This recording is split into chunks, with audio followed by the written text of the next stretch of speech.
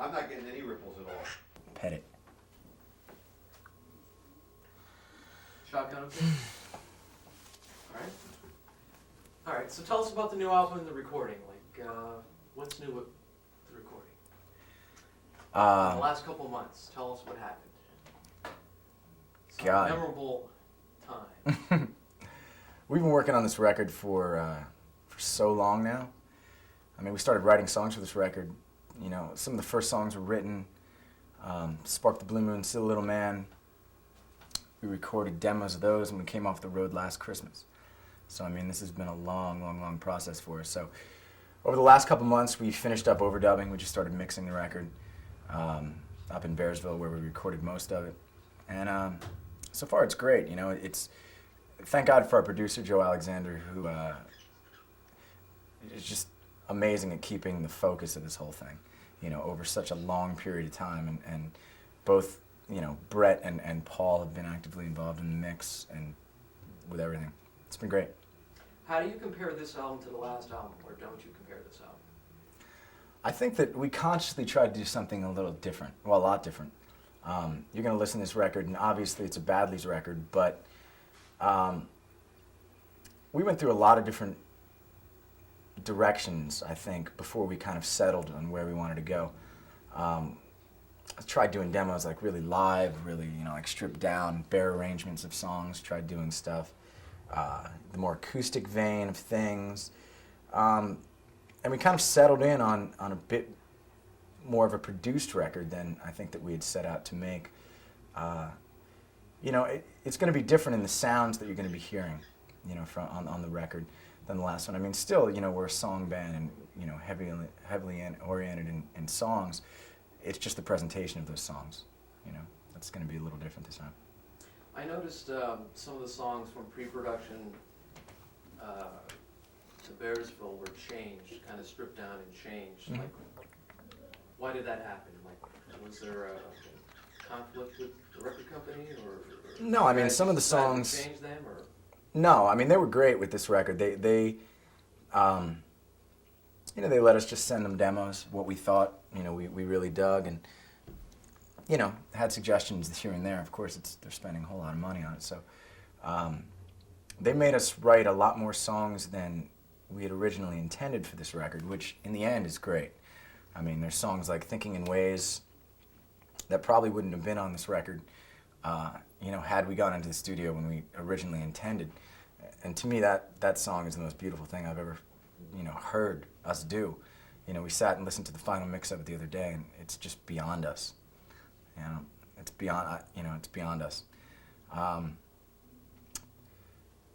You know, but a lot of the songs didn't work the way we were doing. I mean, there's a song on the record called Running Up That Hill. When we first played Running Up That Hill, you know, in rehearsal, it was more of a rock song than it is now. It was more of like upbeat, traditional. I think Jeff was playing acoustic, Brett was playing electric guitar. And it was pretty straight ahead. I always dug the tune. I dug the lyrics. That's one of Mike's songs. I dug the lyrics. I dug the melody of the whole thing. I thought it was beautiful. We just couldn't make it work. And you run into that a lot. I mean, it's making it translate. You know, and you don't know a lot of times until you do these demos and you listen back and you've got weeks to sit on it and see what jumps out and see what doesn't. You know, and it's any suggestions that came from, you know, Nick and the folks over at Polydor were, I mean, minuscule as far as arrangements go. You know, maybe put in another chorus here or like leave out this verse, but that's about all. The biggest question that's been on my mind is like, what's with the hair? I mean, like, you spend an entire year making a damn good record, and all they can talk about is the hair. It's hair, man. I got bored. Cut it off. You know, you got to reinvent yourself every once in a while. Tell me about the horn section in a couple of the songs that were on the tracks, right? We had the Uptown Horns who played with everybody. I mean, they played with the Stones. They played with. They just got off a tour. Who were they on tour with? Robert Palmer. They were out with Robert Palmer and Power Station. They were Buster Poindexter's horn section for a while. They played on some Tom Waits records. They were great. We just got them up there. That was Joe's idea originally. Had them play on 2 songs that are on the new record, and they were just great. They were there for a day. We had a lot of guest musicians come in. Well, not a lot when you're talking about some of the other records that are made today. But we had horn section come in, do their thing. We had a violin player come in and do her thing. We had a friend of ours come in and play pedal steel on one of the tunes. And it's great. You know, you never know what these people are going to do. Obviously, we had, you know, a rough idea of what we wanted the horn section to do, but you know, it was kind of just set up and see, and Brett and Joe and Paul worked with them on the arrangement of the whole thing. And they had a lot of great ideas themselves. It just adds that different flavor, you know, and texture to the record that we've never had before. Terry, anything we should add here? Am I missing? Would you like to say hi to your folks? Or? Hi, folks. Hi, folks. Happy Thanksgiving. We're taping this the day before Thanksgiving, that's what I'm saying. 1997. 1997, of course. Just for, Yeah, that's the odd thing, is the record won't be out now. I mean, do we have a title? it's hard. Yeah. Do we have a title for the record? Yeah, let's do this. We've tossed around a couple ideas. Up there, down here, is kind of the working title right now. Narrator is another idea that we've had. It's hard for me personally. It's hard for me personally to really concentrate on that stuff until I have a chance to listen to the record as a whole. You know, because you really want the artwork and the presentation of it to, you know, to represent what you're going to hear.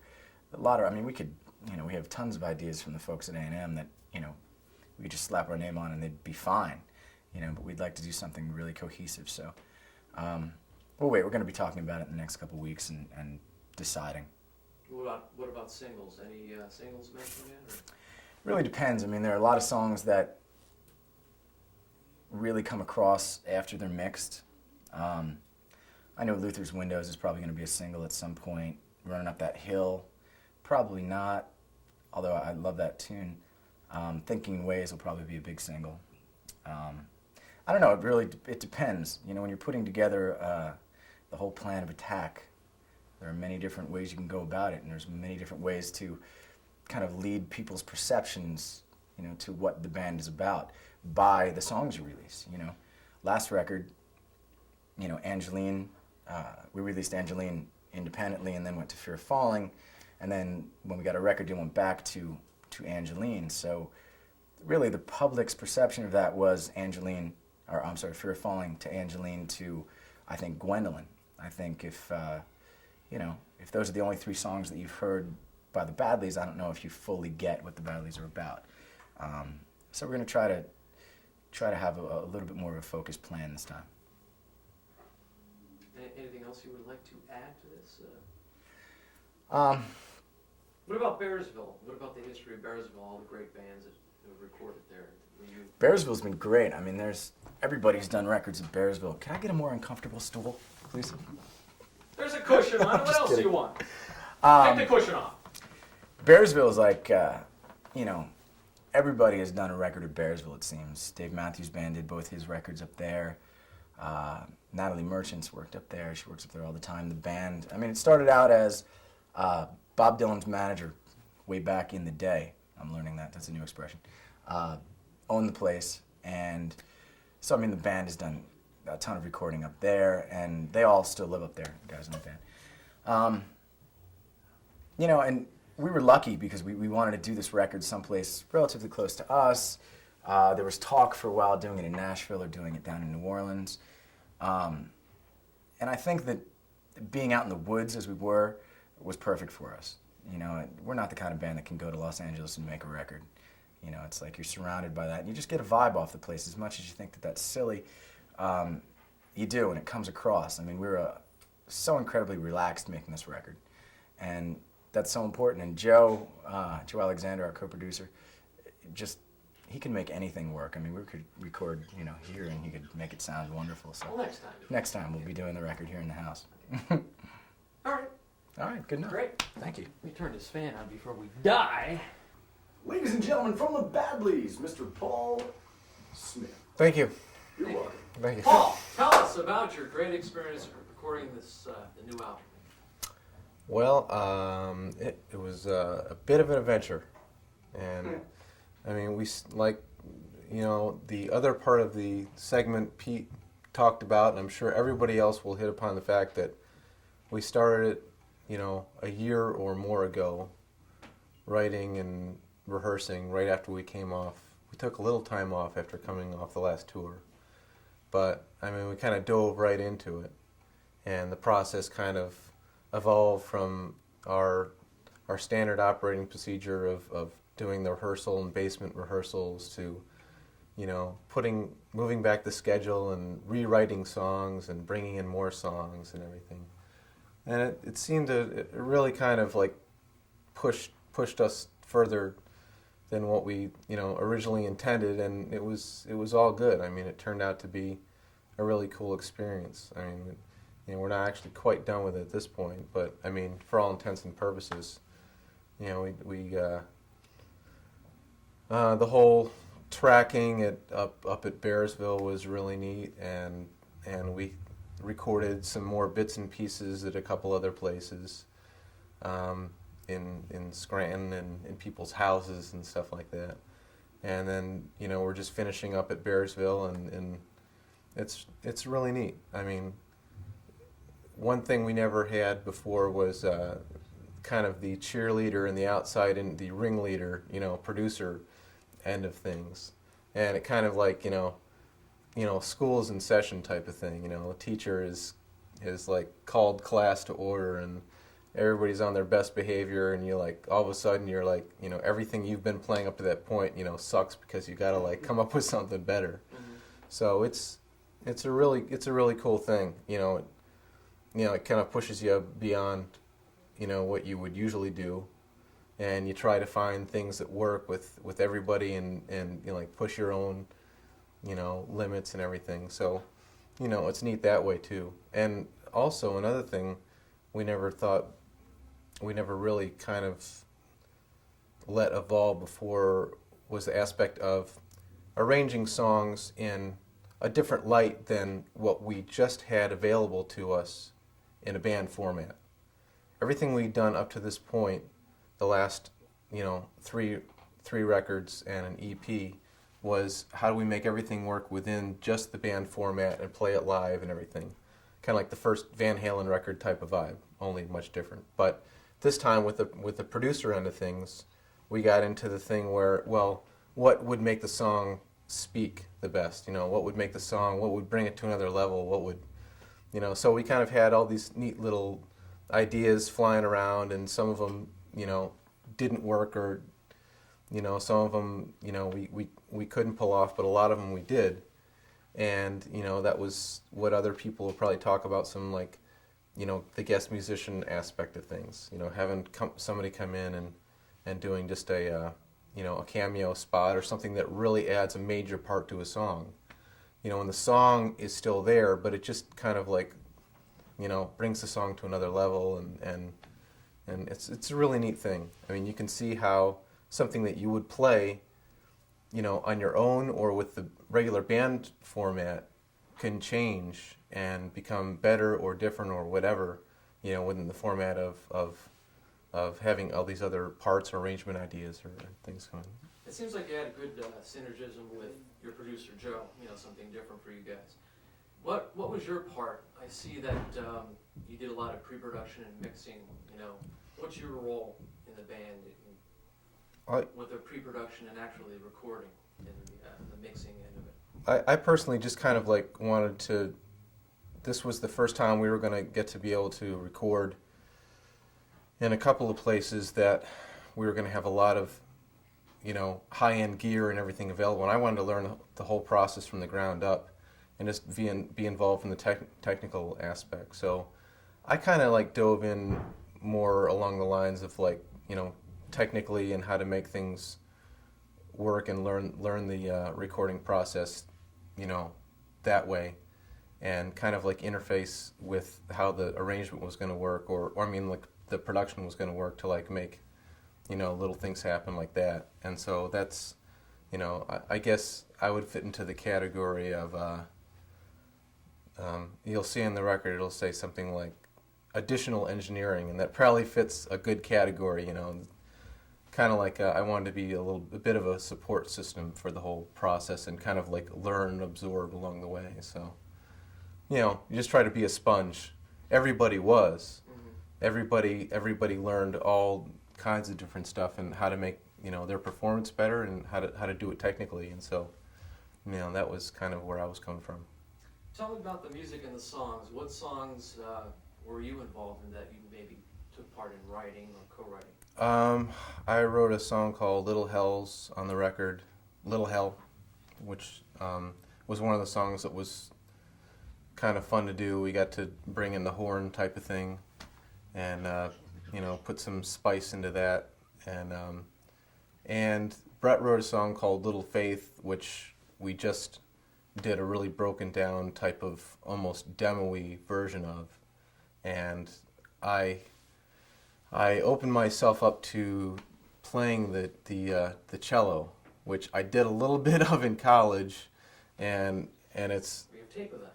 yeah, it's really, I mean, you can't even like pretend that you're any kind of, I mean, you shouldn't really be seen with the instrument.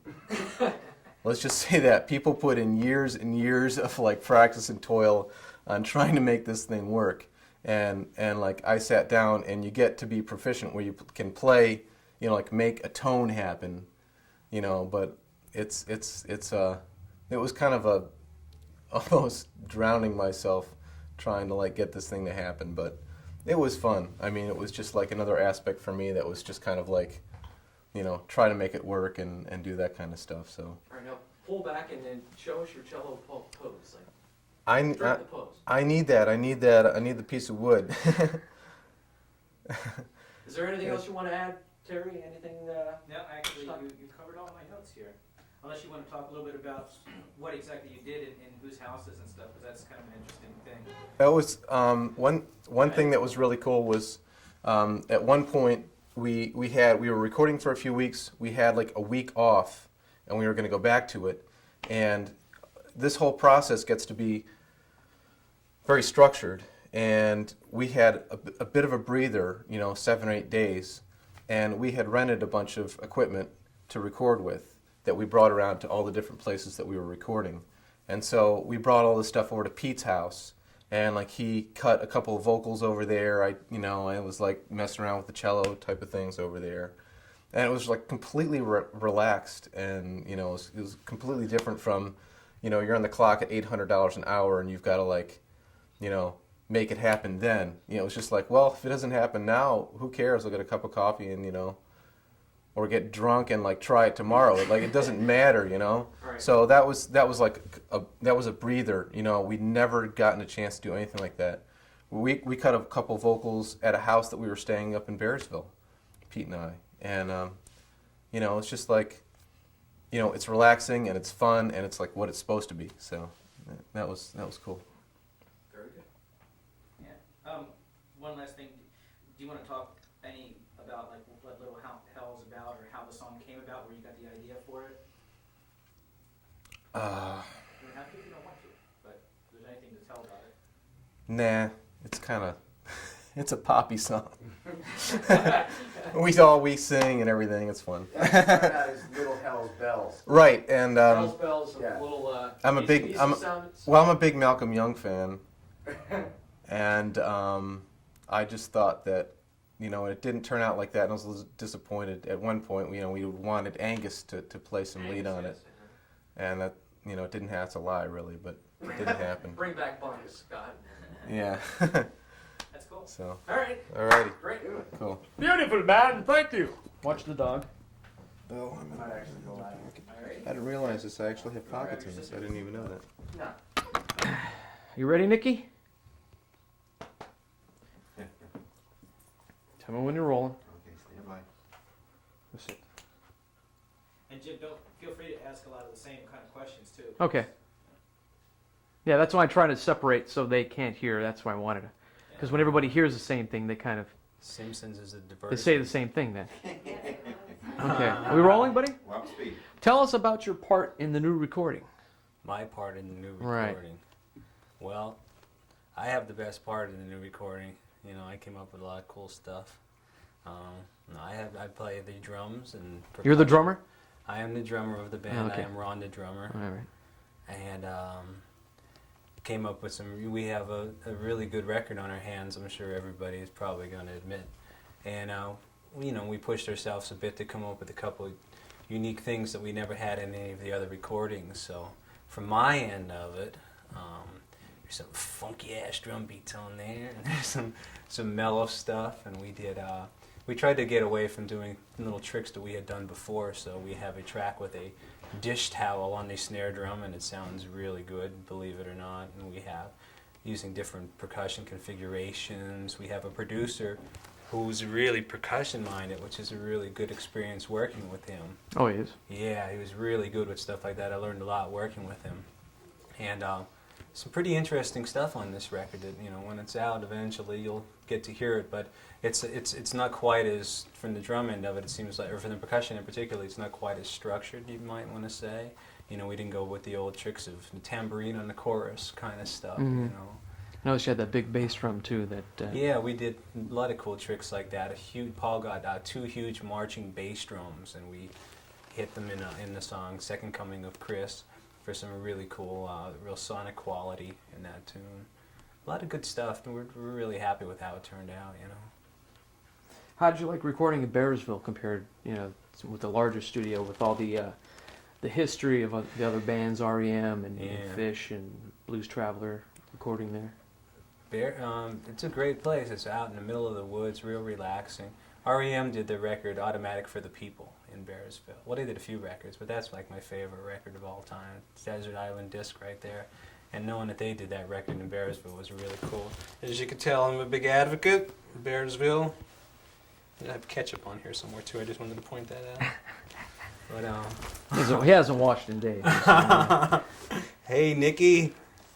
But yeah, Bearsville was really cool. It was relaxing. It was out in the middle of the woods. We stayed in Robbie Robertson's house from the band, so it was a really nice experience. Relaxing. Got a lot of good work done, They fed us bagels. They had a bunch of deer up there all the time. It was, like I said, it was real woodsy. Took us out of everything else. All we concentrated on was the music. There were, no distractions up there. No big city, no cars or anything. It's cool. Yeah, it was nice out there. It was very relaxing. Yeah. Questions? Oddly, my Ron Smoshik page is much shorter than all that. I don't speak. No, you're doing a fine job. Huh?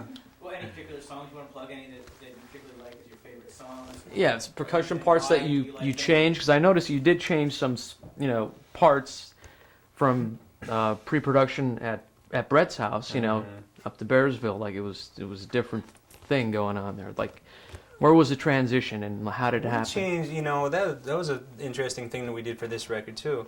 We changed it as we were recording it, which we had never done before. We had always worked out the record in the basement, recorded it on a dictaphone, was our high-tech process, and then played it in the studio, made some minor adjustments. But this record, we worked it out as best we could in pre-production, the same thing which you witnessed down in the basement, but we went in Bearsville and played it. Joe was producing it in the control room, listening to it coming through the speakers, and we made further adjustments, which is really cool when it's all done. Really frustrating when you're going through it. You want to kill the producer. You're like, yo, man, I rehearsed this other stuff. And I have it all on tape. For a month, and here you're changing it. But it turned, obviously it turned out for the better. If, we tried to adapt as best we could, come up with stuff on the spot, and I think we did a pretty good job of it, best of our capabilities. Yeah, I noticed that like Brett and Joe were throwing in some ideas when you're trying new parts on songs, and it really, it kind of grew with the song, and you're like, well, yeah, this kind of works. Mm-hmm. Yeah, would you like to elaborate on that? Well, you got to get into the mindset of it when everybody hears things a little bit differently. So when somebody makes a suggestion, sometimes you jump right on it and you hit it right away. But it's a process, It's like building a house. Sometimes it takes a little while until you get it. You get it where you want it. When you got to try to get it the way that they're hearing it in their head. But I think we kind of did it. And drum-wise, like I said, a lot of stuff had changed when we were recording the record. Some of it stayed the same, but it changed for the better. Did a couple, like I said, untraditional things with the recording of some of even with the drum tracks, I guess, too, using different drum kits, different mallets and sticks and things like that. It's pretty cool. Which song was it that you put the towel over the drum? Yeah, the towel was on, if you hear the song Running Up That Hill. It's a blue dish rag on top of the snare drum. Does blue make a difference? The white one didn't seem to work as well. Yeah, the blue one was the answer. It had the right thickness or something. The embroidery on the edges spoke beautifully. We turned the snares off, taped it to the snare drum, tuned it down low. You know, and got that kind of pattern going, and we just thought that was like the Austin Auto pattern that went through the whole song. Turned out really cool, that and China cymbal crash, and then he did some really great things with that in the mix. It turned out really nice. I noticed the house analogy. I'm waiting for the baby analogy. Oh. All right. Anything else? That's cool. Okay. Thank you very much. That wasn't too hard. I could have just talked all night.